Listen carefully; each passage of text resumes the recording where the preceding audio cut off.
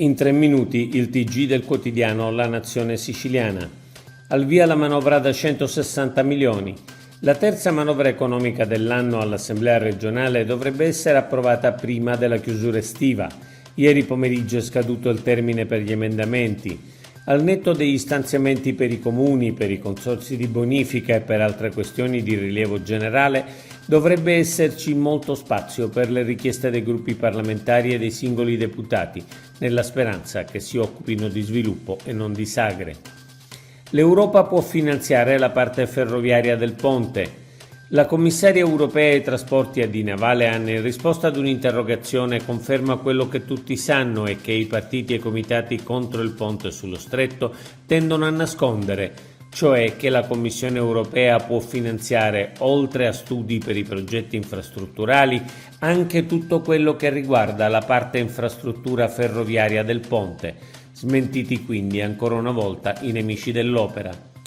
Dopo 9 anni riapre la A18 all'altezza di Letojanni. Un obiettivo importante per la viabilità della Sicilia orientale. Dopo 9 anni dalla frana che nel 2015 provocò il distacco di parte della collina, riapre un tratto dell'autostrada A18 Messina-Catania nel territorio di Letojanni. I lavori sono stati realizzati dalla struttura contro il dissesto idrogeologico, di cui è commissario il presidente Schifani.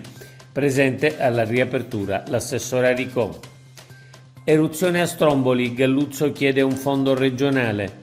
In relazione all'eruzione di Stromboli, il deputato regionale di Fratelli d'Italia Pino Galluzzo ha chiesto che venga istituita nella manovra economica all'esame dell'ARS un fondo regionale a sostegno del comparto turistico e produttivo dell'isola. In seguito all'attività eruttiva del vulcano, ha detto Galluzzo, si stanno registrando numerose disdette da parte dei turisti e le strutture ricettive sono costrette a fare i conti con uno tsunami economico. Il turismo danneggiato dalla siccità. Il turismo in Sicilia rischia di essere seriamente danneggiato dalla siccità. Il report sui principali giornali internazionali sul razionamento dell'acqua in alcune città sembra che stiano determinando numerose disdette e quindi una previsione in calo degli arrivi, proprio nel momento in cui la stagione si avviava verso dati molto positivi. La Meloni al vertice NATO e i dilettanti che fanno polemica.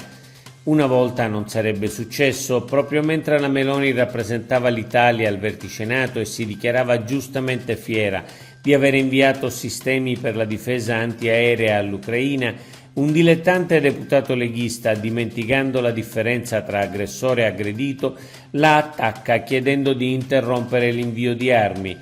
Quel deputato ha torto marcio nel merito, ma quel che è gravissimo è il momento che ha scelto per dirlo. Oggi è tutto per l'informazione del quotidiano La Nazione Siciliana.